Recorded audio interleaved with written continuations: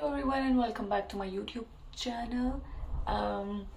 So it's 3:50 PM और अभी यहाँ बहुत ज़ोर की हवा चल रही है बाहर. आई फील लाइक कि विंडो ऐसे टूट के मेरे ऊपर गिरेगी बिकॉज ऑफ एयर प्रेशर और पूरी रात इसकी वजह से नींद भी नहीं आती बिकॉज आवाज़ आती रहती है बार बार.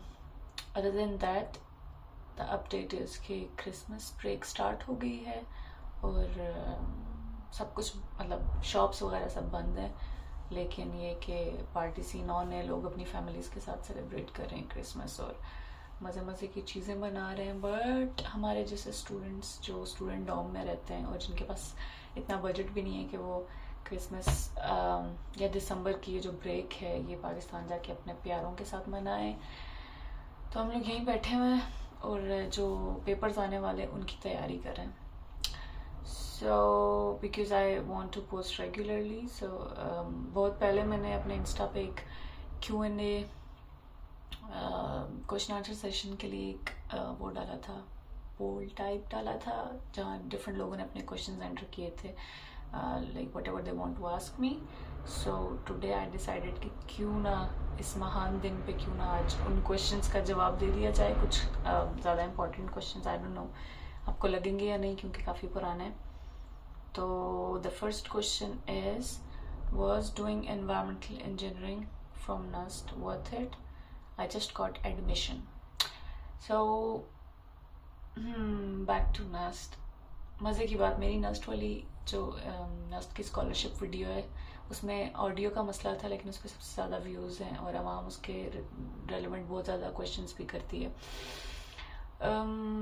Environmental engineering from NUST, to be very honest, when I did environmental engineering from NUST, that was totally because मेरे पास और कोई ऑप्शन था नहीं और मुझे NUST जाना था तो बस मैं घुस गई environmental engineering में.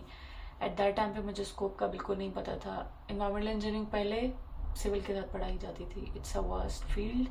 पाकिस्तान में अभी रिसेंटली कुछ यूनिवर्सिटीज़ ने, मतलब ज़्यादा टाइम नहीं हुआ इस फील्ड को पढ़ाए हुए, डिफरेंट यूनिवर्सिटीज़ जो थोड़ी बहुत ऑफर कर रही हैं ये प्रोग्राम.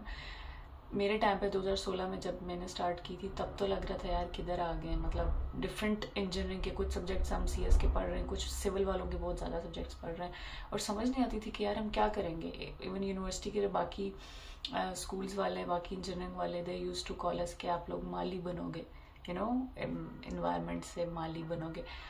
तो हाँ, तब हमें भी डिप्रेशन होता था कि यार किधर आ गए, क्या करने के. लोग छोड़ के भी जाते हैं दूसरे तीसरे साल में. बट जैसा पॉइंट नहीं होना.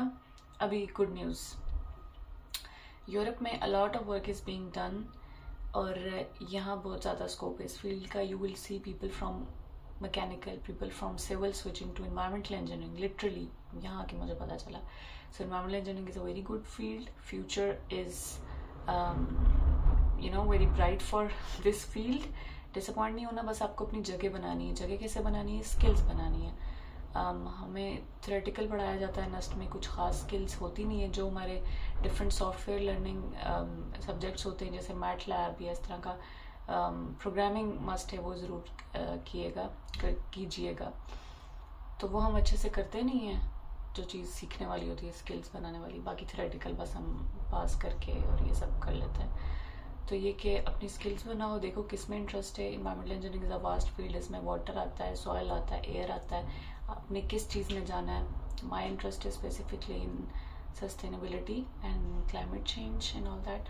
और यूरोप में काफ़ी गुड सीन है सस्टेनेबिलिटी का. सो या इट्स वर्थ इट. काफ़ी लंबा आंसर हो गया बट डिसअपॉइंट नहीं होना. मेक योर ओन जगह इन दिस फील्ड. एंड मेरे batch fellows they are doing quite well in different countries. अभी रिसेंटली मेरी एक दोस्त से बात हो रही थी. She is an environment, she is a sustainability intern, not intern, sustainability associate in Birmingham, UK में. बर्मिंघम एयरपोर्ट पे she is the sustainability officer और सस्टेनेबिलिटी एसोसिएट. सो बाकी एक दोस्त मेरा वो नेदरलैंड्स में होता है and he is working with some company on waste water treatment. So future bright है एज लॉन्ग एज इंटरेस्ट लेके आपने पढ़ना है और स्किल्स बनानी है, मेरी तरह नहीं. Okay, next question is, okay, your journey from start like while applying for visa and process. बहुत लंबा प्रोसेस था भाई। 8 मंथ मुझे अपॉइंटमेंट का वेट करना पड़ा।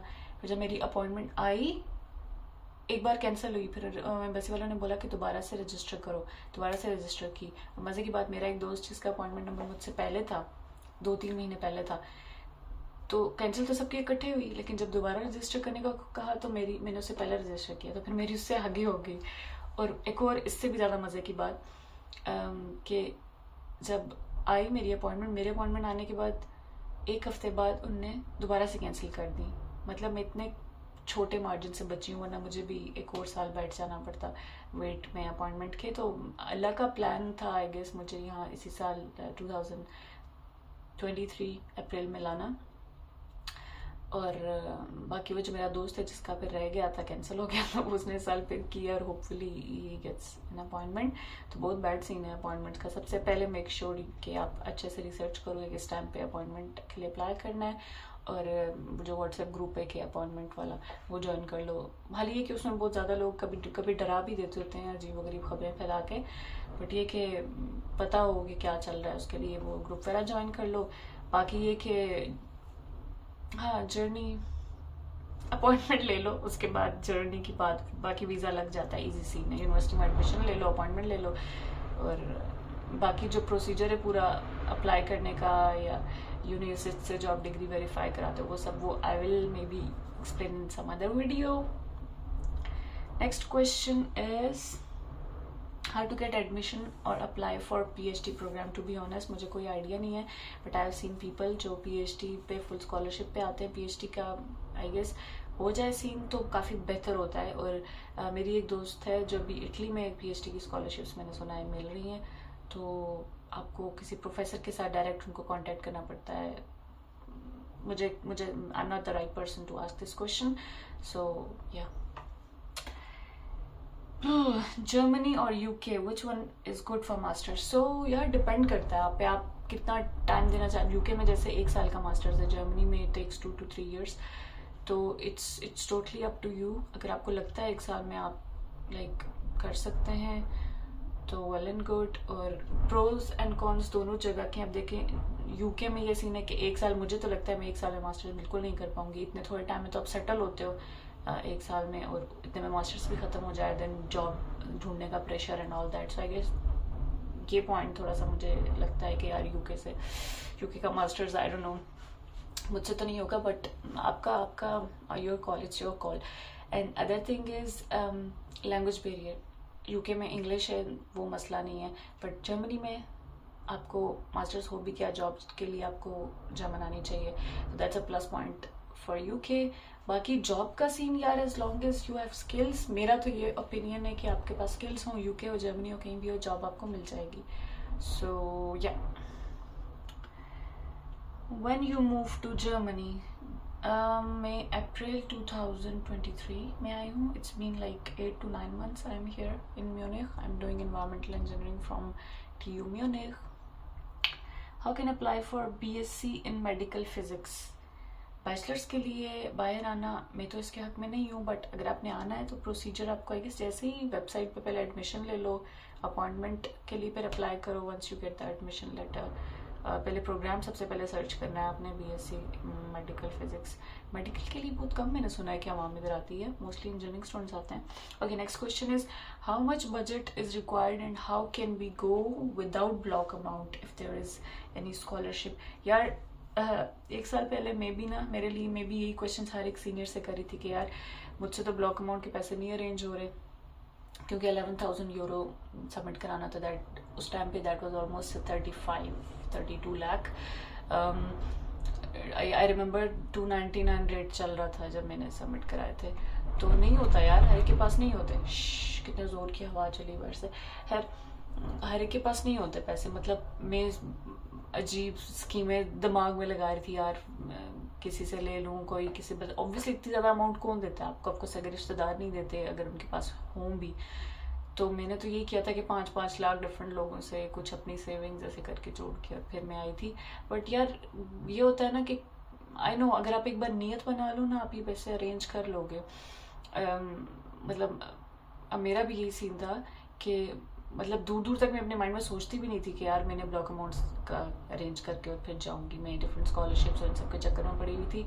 एरास्मस स्कॉलरशिप के लिए मैंने 1-2 बार अप्लाई किया, आई गॉट हाफ स्कॉलरशिप, लेकिन वो भी मेरे अफोर्डेबिलिटी से बाहर थी। और फिर ये कि साल मेरे 1-2 वेस्ट क्या मतलब गैप ईयर कह लो। और देन आई डिसाइडेड कि यार TU Munich it's a top European university और गुड सीन है यहाँ, तो आई केम हेयर। और ब्लॉक अमाउंट का ये मैंने आपको जैसे बताया, अच्छी बात ये ना कि आप जब यहाँ आते हो यही पैसा आपको वापस मिल जाता है, मंथली आपको मिल रहा होता है यही पैसा वापस। They take this money, block amount में इसलिए पैसे रखवाते हैं ताकि जब आप लोग इधर आओ तो आप ख्वार ना हो, आपका सॉर्टेड हो गया यार अच्छा मंथली इतने पैसे हमें आ रहे हैं, इनकम आ रही है। जब तक आप अपनी पढ़ाई पे फोकस कर लो, थोड़ा सेटल हो जाओ और साथ साथ कोई मिनी जॉब या कोई जॉब पकड़ लो, तो इसलिए ब्लॉक अमाउंट सबमिट कराई जाती है। इट्स नॉट लाइक जैसे यूके के वीज़ा या फिर फीस और इन सब के लिए काफ़ी पैसे लगते हैं। जर्मनी का ये सीन है कि ब्लॉक अमाउंट में पैसे तो सबमिट कराओगे बट वो पैसे कहीं जाएंगे नहीं, आपके ही अकाउंट में सेव्ड है। जब आप जर्मनी आते हो then you can like get money from that account every month. So yeah, that's it. Yeah, if you guys have any more questions you can comment down and next video mein I will just address those questions. और I need to plan videos, इस तरह से तो नहीं चलेगा। अभी exams भी आने वाले हैं, सो ज़्यादा टाइम मेरा उसी में चला जाता है। So see you guys in the next video and comment below if you have any question. Bye bye. Happy Christmas.